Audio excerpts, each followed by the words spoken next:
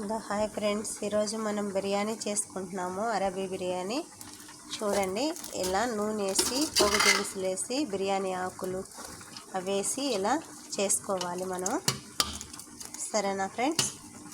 తర్వాత మనము ఉడకపెట్టుకున్న చికెన్ చూడండి, ఇలా ఉడకాలి, బాగా యాడ్ అవ్వాలి. చూడండి, గరం మసాలా పళ్ళు, కొత్తిమీర, అల్లం వెల్లుల్లి పేస్టు, పెరుగు,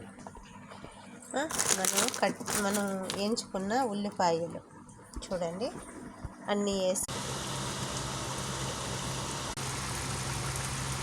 ఎందుకంటే ఇలా అన్నం మీద వేయాల కూర. చూడండి, ఇదిగోండి ఇలా మన కూర మీద ఇలా వేసుకోవాలి. బిర్యానీ రెడీ అయిపోయింది.